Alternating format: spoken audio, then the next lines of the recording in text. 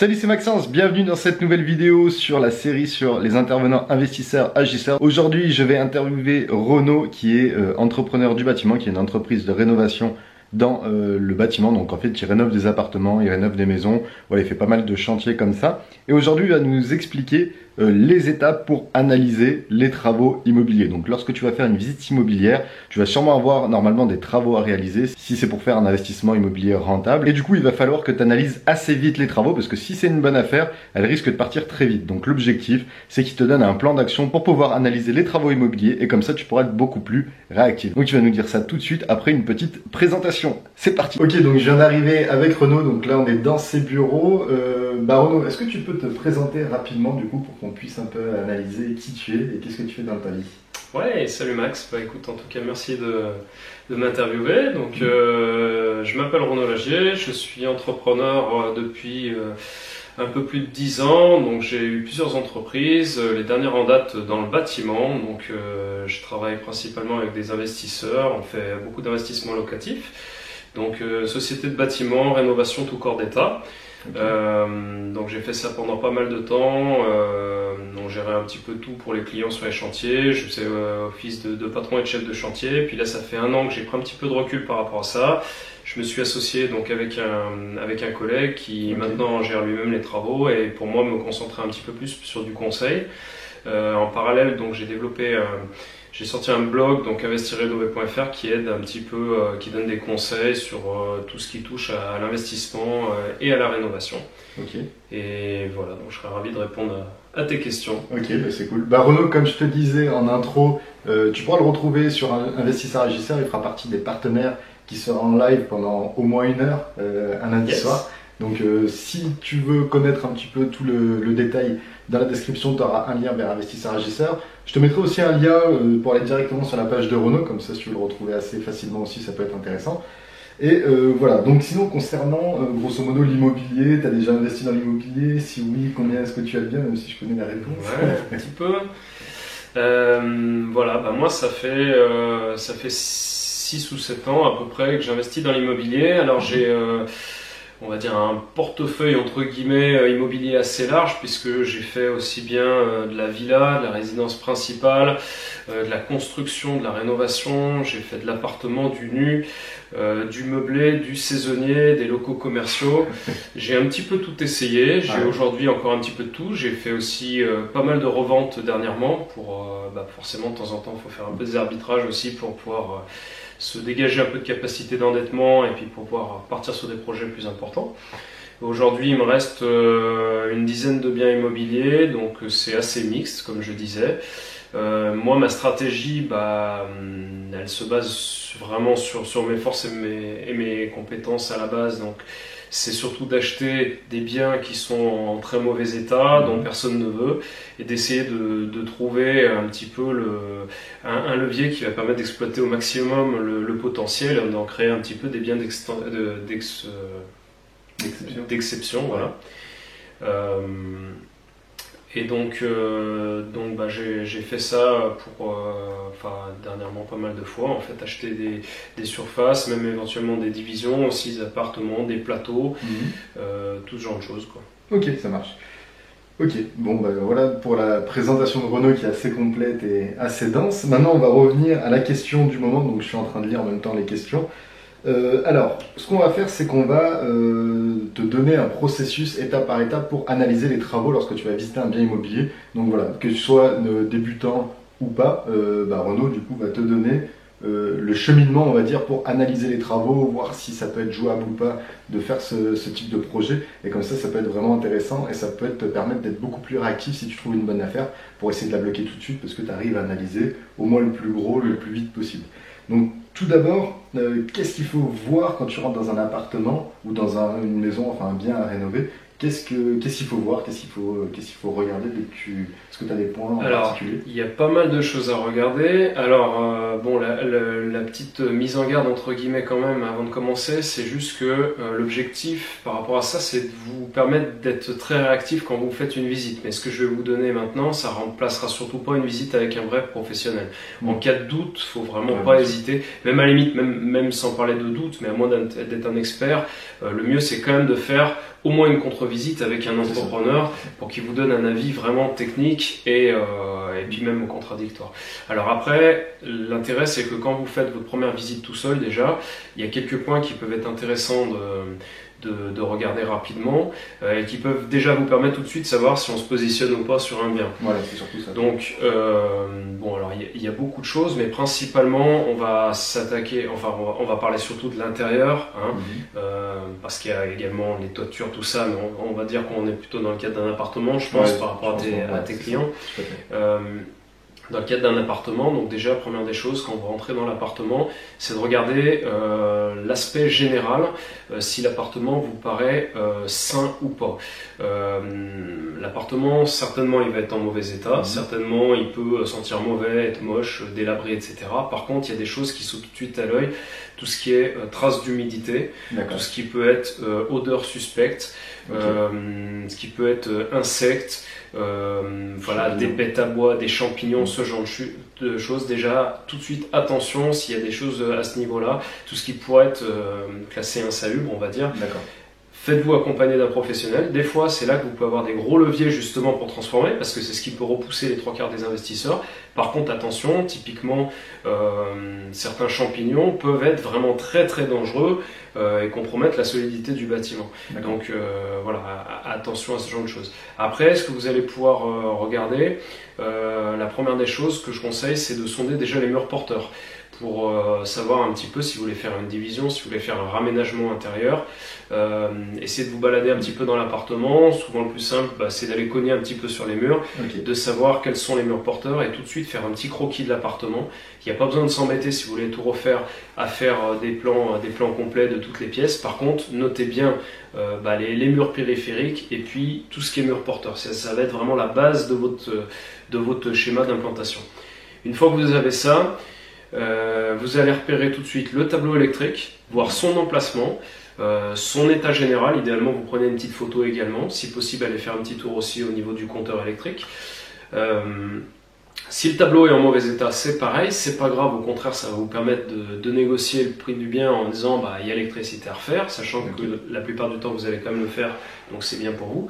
Par contre, il y a des choses qu'il faut regarder suivant où est-ce qu'il est placé, par exemple. Ça va impacter le raménagement, parce que déplacer un tableau électrique, ça se fait facilement. Par contre, déplacer un compteur électrique, il faut le faire faire par le prestataire, par ERDF. Ça peut avoir des frais importants, c'est pas toujours possible techniquement. Donc ça c'est important. La même chose, le compteur d'eau. Regardez où est-ce qu'il se trouve. C'est de là qu'on va repartir pour faire toute la distribution. Où est-ce qu'il se trouve, l'état général. Éviter qu'il y ait des tuyaux qui traversent tout l'appartement, sinon il faudra les enlever. Si jamais il faut déplacer le compteur d'eau, c'est pareil, ça se fait, mais ça implique une coupure générale de l'immeuble, des autorisations à demander au niveau du syndic, etc. Donc c'est tous des petits points de vigilance qui peuvent être plus ou moins compliqués quand vous allez attaquer vos travaux. Les évacuations, ça c'est un des points capitaux à regarder, surtout si vous vous projetez de faire un réaménagement complet ou une division.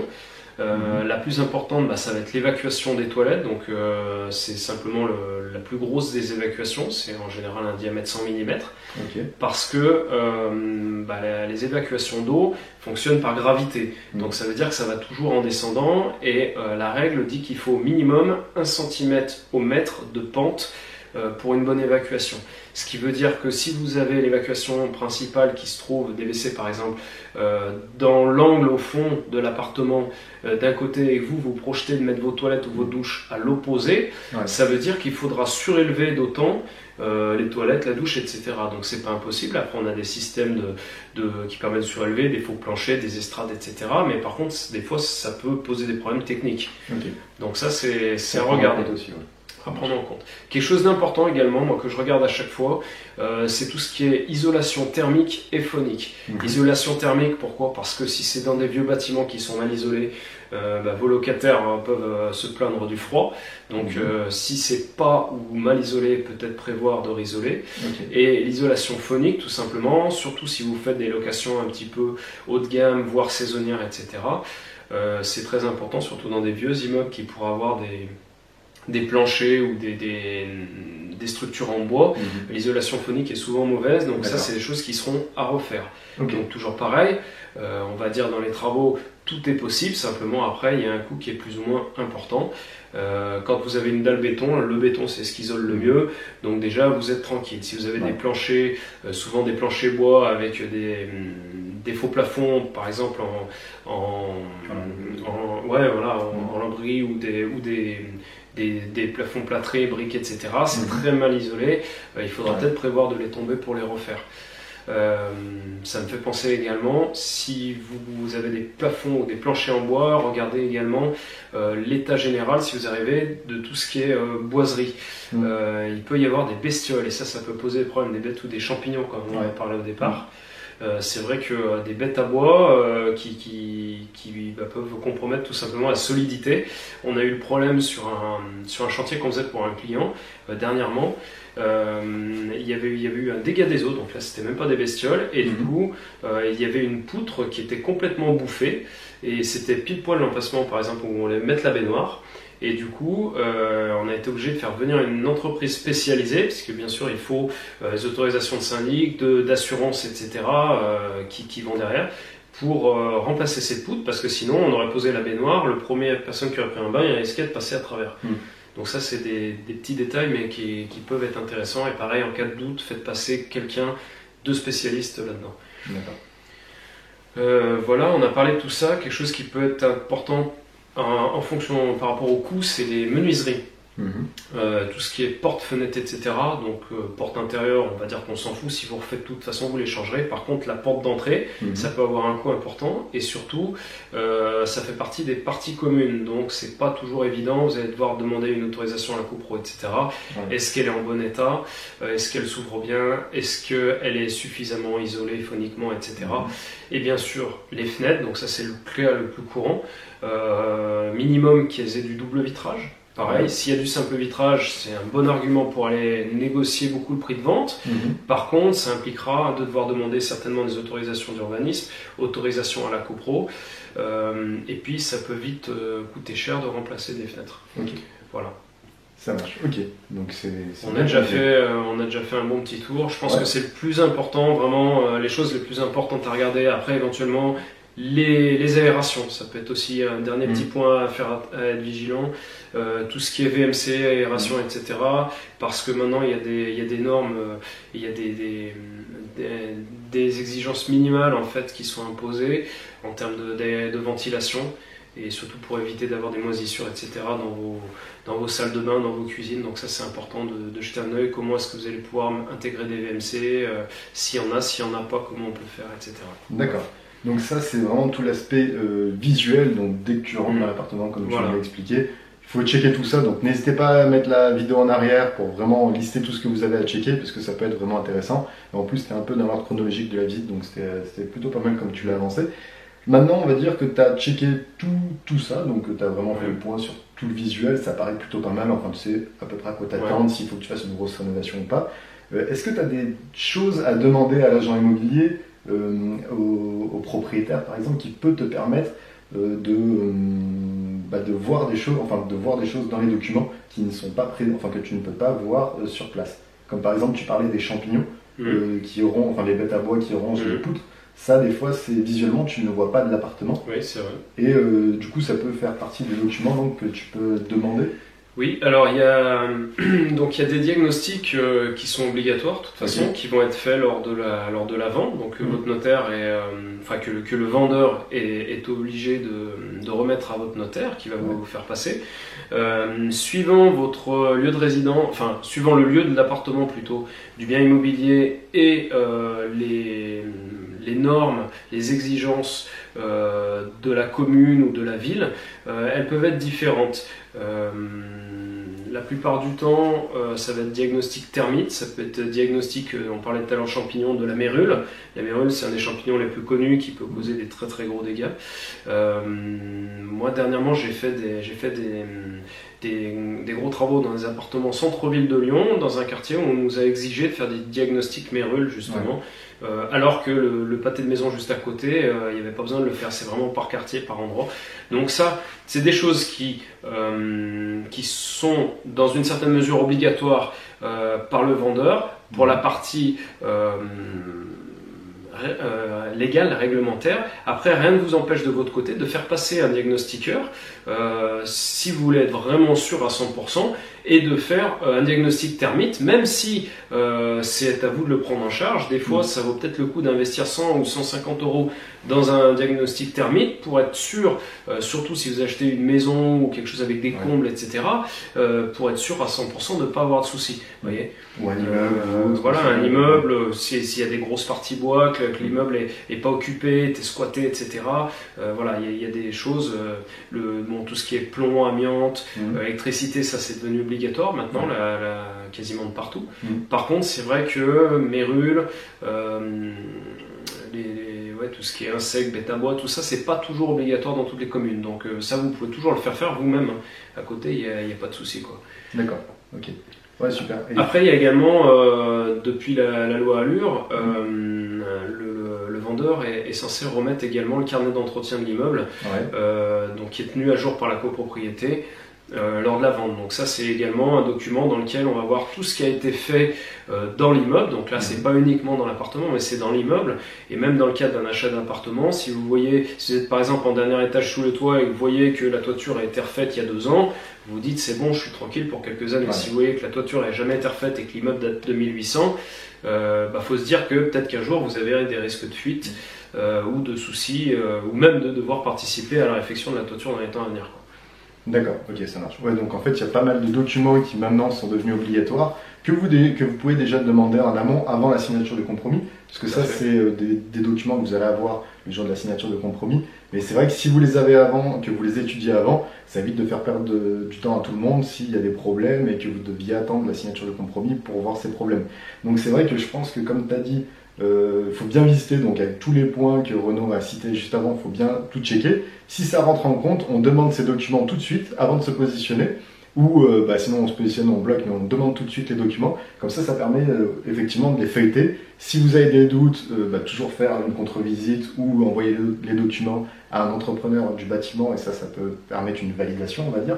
Mais déjà, rien que le fait de connaître toutes ces démarches, du coup, ça permet de checker, de vraiment valider, on va dire, la faisabilité du projet ou pas. En termes de budget, grosso modo, comme ça peut permettre aussi d'établir un petit peu, si tu as simplement un rafraîchissement, combien est-ce que ça coûte une fourchette, hein, je sais que c'est différent en fonction de pas mal de choses, mais simplement histoire d'avoir une fourchette de prix, si c'est un rafraîchissement, une petite rénovation ou à l'inverse une grosse rénovation. Est-ce que tu aurais des budgets Je me rappelle qu'on en avait déjà parlé dans une précédente vidéo, dans un live. Alors je vais essayer de ressortir à peu près les mêmes chiffres, histoire que ça reste à peu près cohérent. On va dire que moi je classe en général en trois grandes familles en fait les travaux. On va avoir le petit rafraîchissement, on va avoir la rénovation, on va dire moyenne, c'est-à-dire on remet à peu près tout à neuf mais sans toucher à la structure, et puis après il y a la grosse rénovation qui va plutôt être le cas quand vous faites du plateau, de la division, etc. Donc à chacune, nous effectivement, depuis le temps, on a à peu près des fourchettes de prix qui peuvent être qu'on donne aux clients à titre indicatif. Bien sûr, c'est vraiment en fonction de ce qu'il y a à faire, en fonction de vos choix, des matériaux, en fonction de l'existant, etc. Donc c'est à prendre on va dire c'est vraiment un ordre d'idée. Faites attention, ça vous donne un ordre d'idée, mais il faut que ça remplacera quand même pas un devis d'entrepreneur pour faire votre offre d'achat par exemple. Avant de signer le bien, faites quand même passer un entrepreneur pour avoir un vrai devis. En fait, avant qu'ils disent les prix, c'est plus dans l'esprit où là il va y avoir qu'un simple rafraîchissement, donc ça devrait nous coûter à peu près tant. Plutôt que à l'inverse, il y a un très très gros chantier à faire, il y a tout à raser, tout à reprendre avec un peu de structure, avec de la division. C'est vraiment pour segmenter, on va dire, trois parties, même si c'est pas extrêmement précis, c'est plus histoire d'avoir un ordre d'idée, on va dire. Voilà. Alors on va dire pour tout ce qui est petits travaux de rénovation, Rafraîchissement, c'est-à-dire vous allez mettre un bon coup de peinture, changer les parquets, ou poser du parquet flottant, du dédale PVC, un coup de propre de partout, changer un peu les luminaires, etc. On va dire compter entre 2 et 400 euros, 500 euros grand maxi du mètre carré. On va dire entre 2 et 400 euros du mètre carré. Tout compris TTC avec une TVA à 10%, TVA réduite en rénovation. Bien sûr. Si vous attaquez à des travaux un peu plus importants, vous avez un petit peu de plâtrerie, de la cloison à casser, à déplacer, une ou deux menuiseries à reposer. Menuiserie, j'entends menuiserie intérieure, type porte, ce genre de choses. Voilà, de la peinture, du sol, un peu de plomberie, un peu d'électricité, sans dire de tout refaire, mais voilà. Ou tout refaire, mais uniquement certains lots, on va dire on sera entre 400 et 600, 700 euros grand maxi. Et puis par contre au-delà, c'est quand on va toucher à de la grosse rénovation.